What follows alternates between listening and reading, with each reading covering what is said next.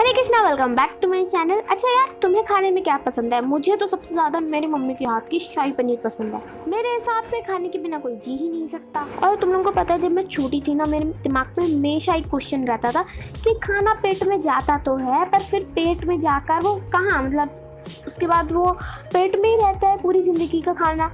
नहीं ना, वो निकल जाता है वेस्ट के थ्रू। मतलब जब हम वॉशरूम जाते हैं, पॉटी जाते हैं, तो वो वेस्ट के थ्रू निकल जाता है यूँ।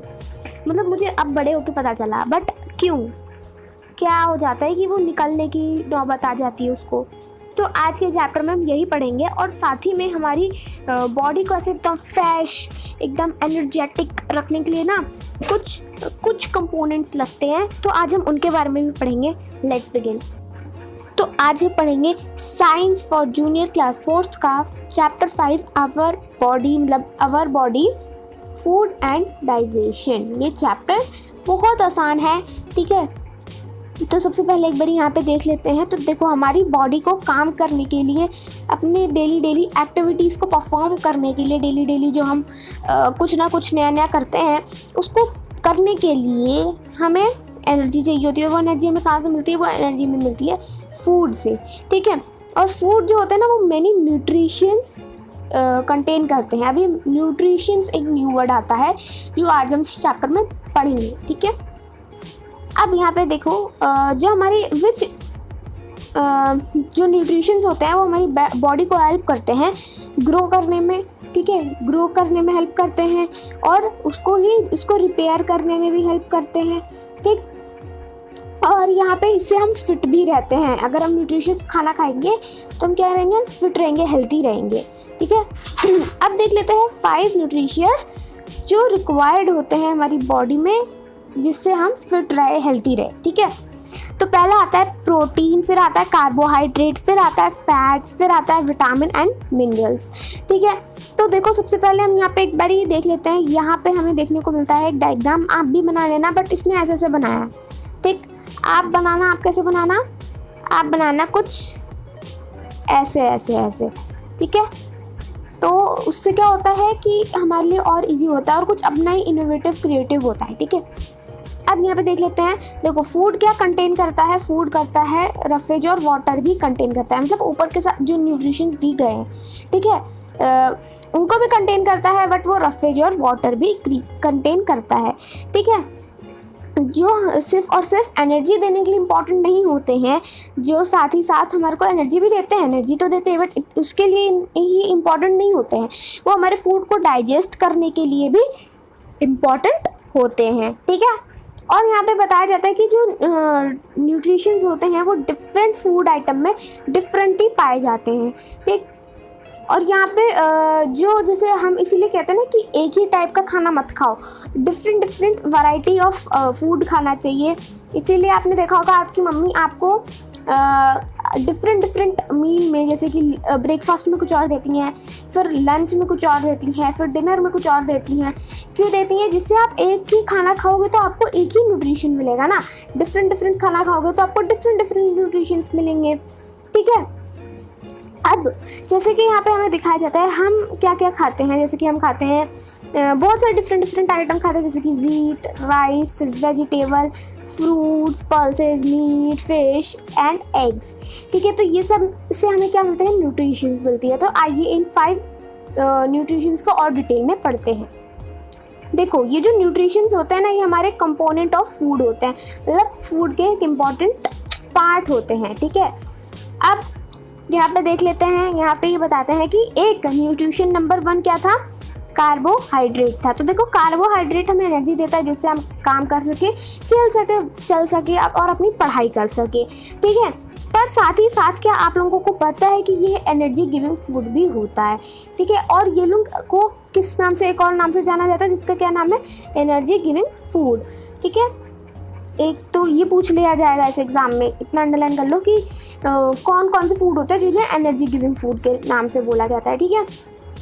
हम यहाँ पे देख लेते हैं कि पीपल, ठीक है, जो फिजिकल वर्क ज़्यादा करते हैं, ठीक है, उनको क्या ज़्यादा चाहिए होता है? कार्बोहाइड्रेट, ठीक है। और कार्बोहाइड्रेट जो होते हैं ना, 2 टाइप के होते हैं। कार्बोहाइड्रेट। एक तो शुगर के फॉर्म में होगा, और एक होगा स्टार्च के फॉर्म में। ठीक है, उसके दो नाम है, दो टाइप के नाम है, एक शुगर है एक स्टार्च है। ओके, शुगर किस किस में होता है? शुगर होता है जैसे कि राइस, ब्रेड, पोटैटोज और शुगर लाइक देखो फूड, ये सब में नहीं, शुगर किस में नहीं, यहाँ पे बोला गया है कि फूड। देखो फूड जिनमें ये सारे आइटम्स होते हैं, फूड जैसे कि देखो फिर से समझाती हूँ, फूड जैसे कि bread, rice, potatoes and sugar, ये सब, इन सब में क्या होता है? कार्बोहाइड्रेट होता है। बस यहाँ पे यही कहा गया। ये देखो एग्जाम्पल में फोटोज भी दी गई हैं हमें। अब यहाँ पे देख लेते हैं कि फैट। ठीक है, fat provide us more energy. Fat जो होता है वो हमें और एनर्जी प्रोवाइड करते हैं। ठीक है, उनको भी हम क्या बोलते हैं? Energy giving food. इन्हें भी हम बोलते हैं एनर्जी गिविंग फूड। तो इसको भी अंडरलाइन कर लेना। पूछ लेगा कि दो एनर्जी गिविंग फूड वाले न्यूट्रिशंस के बारे में बताओ। ठीक है, अब यहाँ पे देख लेते हैं कि ये हमारी बॉडी को क्या करते हैं? वार्म रखते हैं। और बट ठीक है, ये तो लाइक अच्छे होते हैं, बट इनका बहुत ज़्यादा सेवन करने से, इनको ज़्यादा अमाउंट में लेने से क्या हो जाता है? ज़्यादा मतलब कि हमारे लिए इतने अच्छे नहीं है अगर हम इसको ज़्यादा अमाउंट में लेंगे तो। ठीक है, ज़्यादा लेना भी सही नहीं है, हमारी हेल्थ में इफ़ेक्ट करेगा। आप देख लेते हैं यहाँ पे घी, butter, nuts like walnut and peanuts and oils obtain from the fish flower. तो ये सब क्या है? यहाँ पे देखो सोयाबीन, फिश वाश, ये सारे हमें दिए गए हैं एग्जाम्पल्स जो हैं हमारे कार्बोहाइड्रेट के एग्जाम्पल्स, मतलब फैट के एग्जाम्पल दिए गए हैं।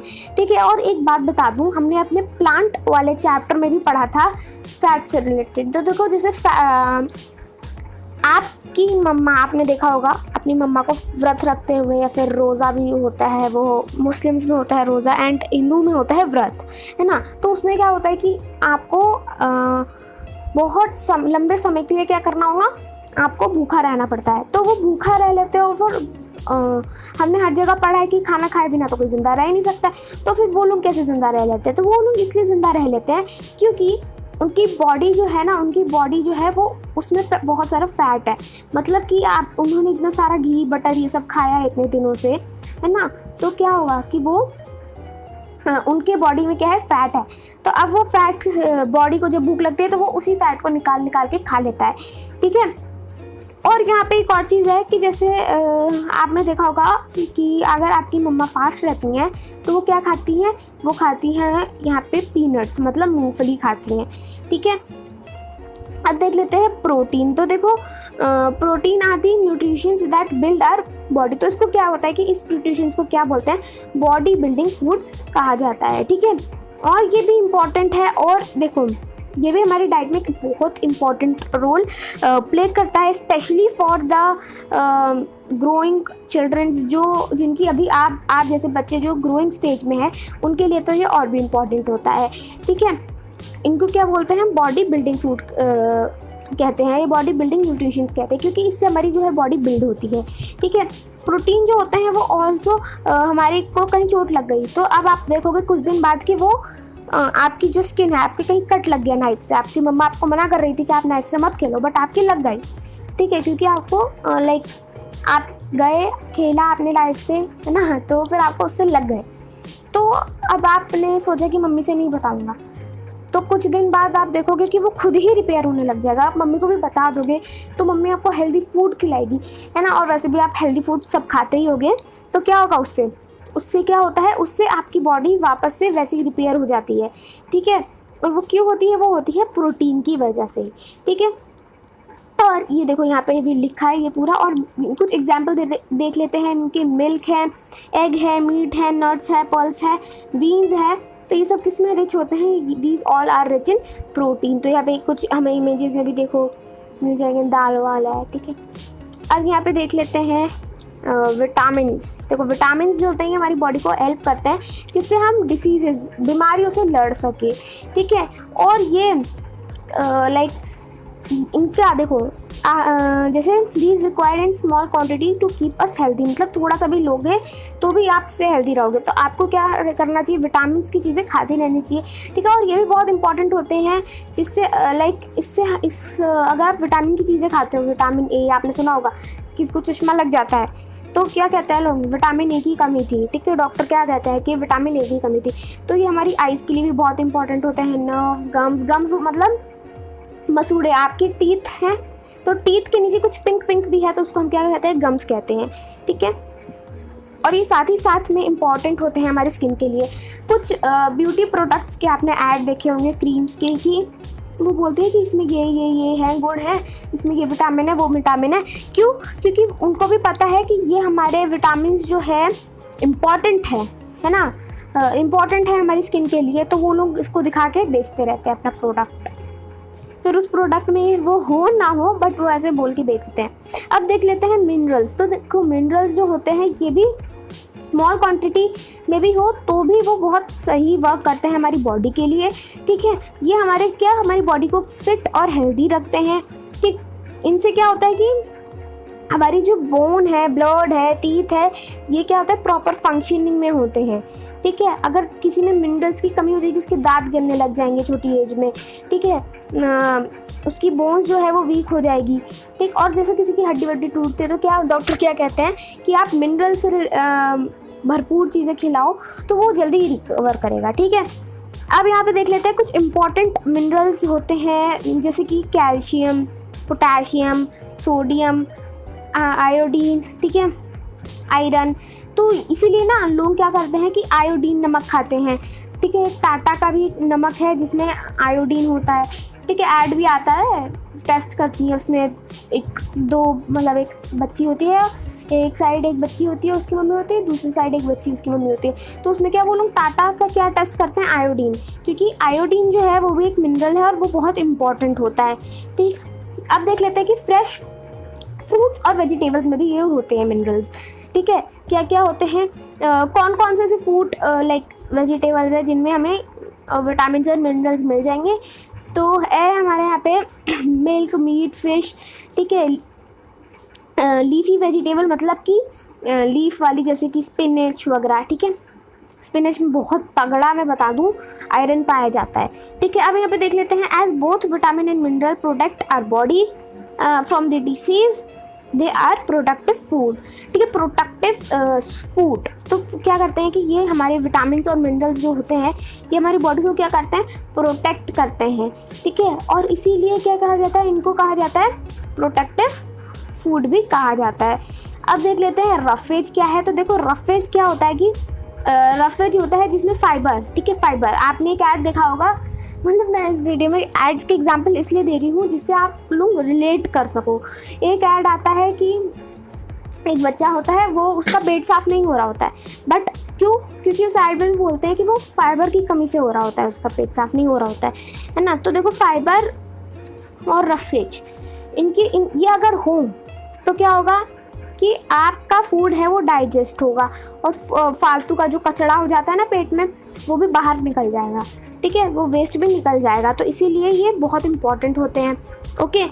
ये हमें सही, अगर हमें अपनी बॉडी, आप चाहते हो ना कि आपकी बॉडी प्रॉपरली फंक्शन करे जिससे आप जाओ रोज़ खेलने, है ना। तो बॉडी का पूरा कनेक्शन कहाँ होता है, हमारी बॉडी का पूरा कनेक्शन होता है हमारी डाइजेस्टिव सिस्टम पे, ठीक है।